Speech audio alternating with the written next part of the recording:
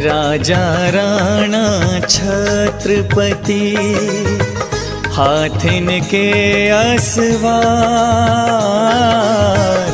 राजा राणा छत्रपति हाथिन के असवार। मरना सबको एक दिन अपनी अपनी बार, जगत में अपनी अपनी बार। इस जगत में सर्व प्रकार के संयोग अनित्य ही हैं। कोई भी संयोग नित्य नहीं है। चाहे राजा हो या राजाओं के भी राजा महाराजा हों, अथवा छत्रों के नीचे चलने वाले छत्रपति हों, या हाथियों पर सवार होने वाले चक्रवर्ती ही क्यों न हों, सभी का यह संयोगी शरीर अपने अपने मरण काल आने पर अवश्य ही छूटेगा। इस प्रकार संयोगों की अनित्यता का चिंतन अनित्य भावना में किया जाता है। दल बल देवी देवता मात पिता परिवार। दल बल देवी देवता मात पिता परिवार। मरती बिरिया जीव को कोई न राखन हार, किसी का कोई न राखन हार। संयोगी शरीर अपने मरण काल आने पर अवश्य ही छूटेगा। तब उस छूटते हुए संयोगी शरीर को रोकने में कोई भी समर्थ नहीं है। चाहे चिकित्सकों का दल हो, या माता पिता हो, अथवा अन्य कोई परिवारजन हो, या देवी देवता ही क्यों न हो, कोई भी उस मरण काल को रोकने में समर्थ नहीं है। इस प्रकार सर्व संयोगों की अशरणभूतता और एकमात्र आत्मा की शरणभूतता का चिंतन अशरण भावना में किया जाता है। दाम बिना निर्धन दुखी, तृष्णावश धनवान। दाम बिना निर्धन दुखी, तृष्णावश धनवान। कहूँ न सुख संसार में, सब जग देखो छान रे प्राणी, सब जग देखो छान। अज्ञानी जीव सोचता है कि जब तक जीवित हैं तब तक तो सुख भोग लेवें, परंतु इस संसार में रंच मात्र भी सुख नहीं है, क्योंकि दुखों के समूह का नाम ही तो संसार है। निर्धन व्यक्ति धन के अभाव में दुखी है, तो दूसरी ओर धनवान व्यक्ति तृष्णा के सद्भाव होने से दुखी ही है। इस प्रकार संसार मात्र दुख स्वरूप ही है और एकमात्र आत्मा ही सुख स्वरूप है। इस प्रकार का चिंतन संसार भावना में किया जाता है। आप अकेला अवतरे, मरे अकेलो होए। आप अकेला अवतरे, मरे अकेलो होए। यूं कब हुई इस जीव को साथी सगा न कोई, किसी का साथी सगा न कोई। संयोग अनित्य, अशरण और असारभूत होने पर भी उनका अस्तित्व तो है ही, परंतु हमारा साथी नहीं है। संयोग के साथ सहयोग होने पर साथी होता है, परंतु इस जगत में इस जीव के साथ संयोग तो अनेक हैं, परंतु साथी कोई भी नहीं है। यह जीव अकेले ही संसार में जन्म लेता है, फिर अकेले ही संयोगों में भ्रमण करते हुए अकेले ही मरण को प्राप्त करता है। इस प्रकार संसार में मेरा कोई भी साथी नहीं है, मैं तो एकत्व को लिए हुए हूँ। इस प्रकार का चिंतन एकत्व भावना में किया जाता है। जहाँ देह अपनी नहीं, तहाँ न अपनों को। जहाँ देह अपनी नहीं, तहाँ न अपनों को।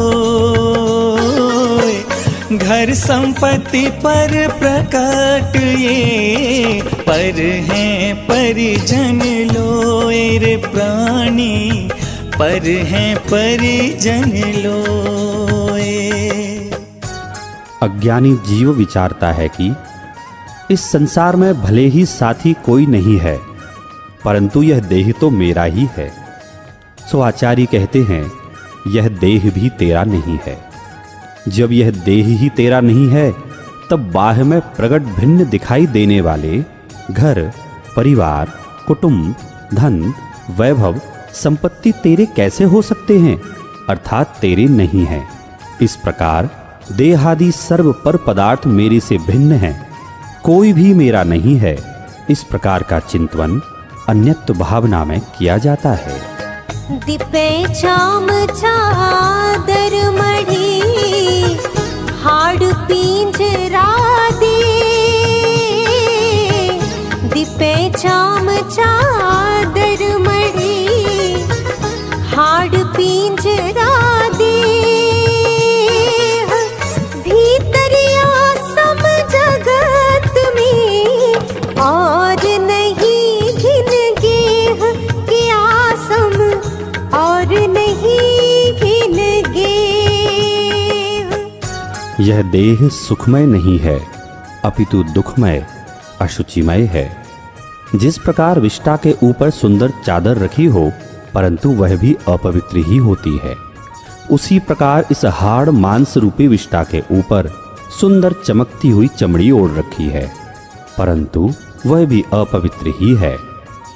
इस प्रकार यह देह भीतर से इतनी घिनावनी है कि इससे घिनावनी वस्तु तीनों जगत में और कोई नहीं है।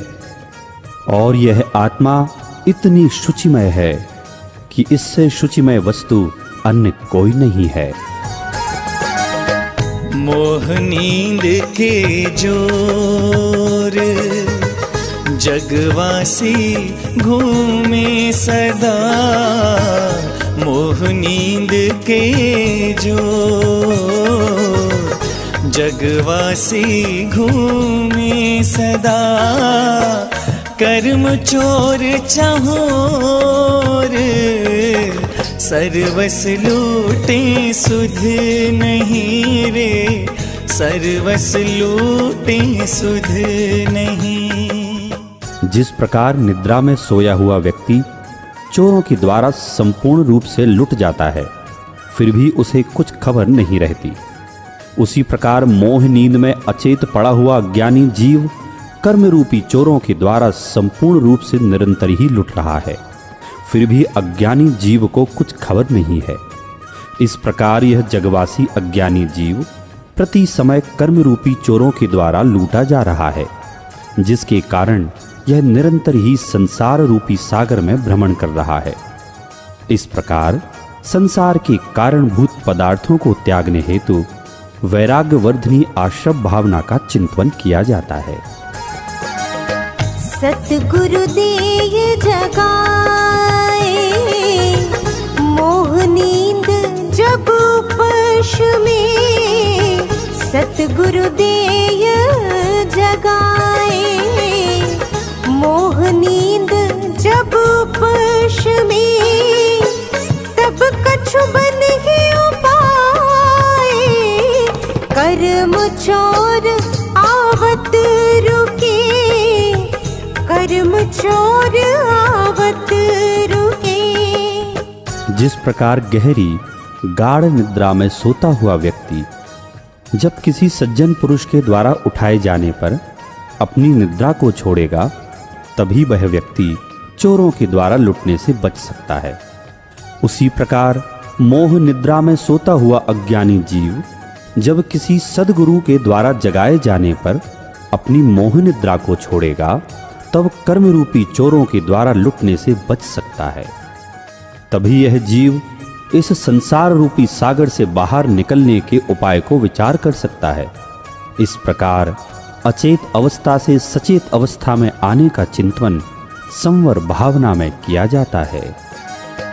ज्ञान दीप तप तैल भर, घर शोधे भ्रम छोर। ज्ञान दीप तप तैल भर, घर शोधे भ्रम छोर। या विधि बिन निकसे नहीं, बैठे पूरब चोर रे भाई, बैठे पूरब चोर। पंच महाव्रत संचरण, समिति पंच परकार।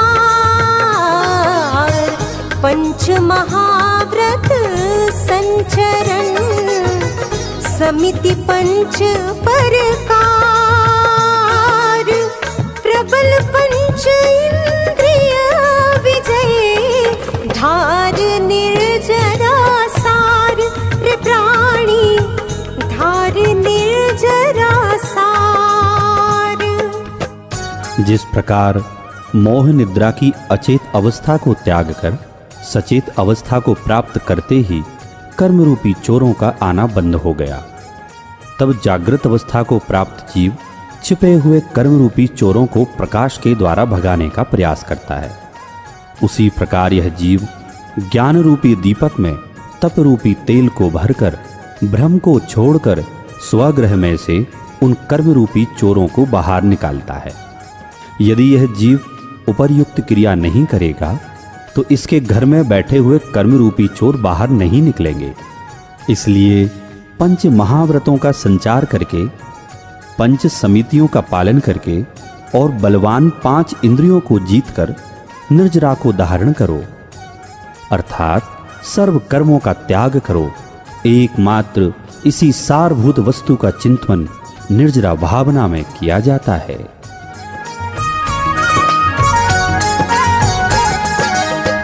14 राजु पुतंग नभ, लोक पुरुष संठान। 14 राजु तंग नभ, लोक पुरुष संठान। तामे जीव अनादिते, भरमत हैं बिन ज्ञान बिचारे, भरमत हैं बिन ज्ञान। तथा यह जीव सारभूत निर्जरा तत्व को धारण नहीं करते हुए आकाश के मध्य में स्थित 14 राजू ऊंचे और पुरुष के आकार वाले लोक में ही भ्रमण कर रहा है। तथा यह भ्रमण भी अनादि काल से ही चला आ रहा है, क्योंकि इस जीव ने यथार्थ ज्ञान प्राप्त नहीं किया है। इसलिए इस लोक में अनंत जीव अनादि काल से ही भ्रमण करते आ रहे हैं। इस प्रकार अपनी अज्ञानता के कारण से लोक में भ्रमण करने के स्वरूप का चिंतन लोक भावना में किया जाता है। धन कन कंचन राज सुख, सब ही सुलभ कर जान। धन कन कंचन राज सुख, सब ही सुलभ कर जान। दुर्लभ है संसार में, एक जथारथ ज्ञान है दुर्लभ, एक जथारथ ज्ञान। इस 14 राजू ऊंचे लोक में यह जीव यथार्थ ज्ञान के बिना ही भ्रमण कर रहा है, क्योंकि इस संसार में धन, वैभव, सोना, चांदी, राज्य सुख इत्यादि सभी वस्तुएं सरलता से प्राप्त हो जाती हैं, सुलभ हैं, परंतु एकमात्र यथार्थ ज्ञान ही ऐसा है जो बहुत कठिनता से प्राप्त होता है, दुर्लभ है। इस प्रकार यह जीव सतत ही उस दुर्लभ यथार्थ ज्ञान को प्राप्त करने का चिंतन इस बोधि दुर्लभ भावना में किया करता है। जांचे सुर तरु दे सुख, चिंतन चिंतारे। जांचे सुर तरु दे सुख, चिंतन चिंतारे।